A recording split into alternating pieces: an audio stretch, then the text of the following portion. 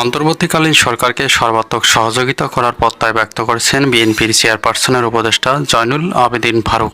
বুধবার জাতীয় প্রেস ক্লাবের সামনে আয়োজিত এক প্রতিবাদ সভায় তিনি একথা বলেন। গণ অধিকার পরিষদের সাধারণ সম্পাদক মোহাম্মদ রাশেদ খান বলেছেন, জনগণ এ মুহূর্তে আওয়ামী লীগ ও জাতীয় পার্টির রাজনীতি নিষিদ্ধ চায়। গণহত্যার বিচার হওয়ার আগে তাদের কোনো রাজনীতি দেশের জনগণ মেনে নেবে না।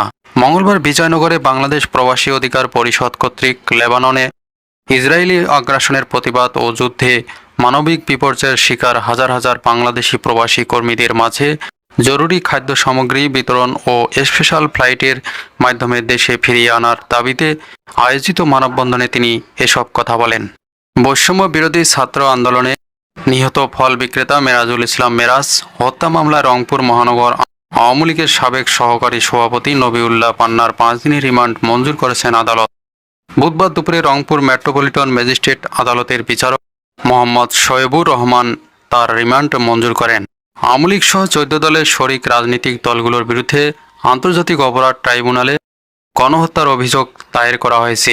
অভিযোগে বলা হয়েছে, জুলাই গণ অভ্যুত্থানে সরাসরি গণহত্যার হুকুমদাতা এই দলগুলো। বুধবার চিফ প্রসিকিউটর মোহাম্মদ তাজুল ইসলাম বরাবর এই অভিযোগ দাখিল করেন জাতীয়তাবাদী গণতান্ত্রিক আন্দোলনের চেয়ারম্যান ববি হাজ্জাজ।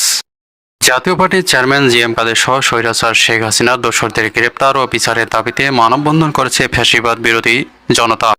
বুধবার রাজধানী প্রেস ক্লাবের সামনে এই মানববন্ধন কর্মসূচি অনুষ্ঠিত হয়। মানববন্ধন কর্মসূচিতে সমন্বয়ক আরিফ বলেন, দেশের নিরপরাধ ছাত্র জনতাকে হত্যা করে স্বৈরাচার হাসিনা যে অপরাধ করেছেন, সে একই অপরাধী জাতীয় পার্টি।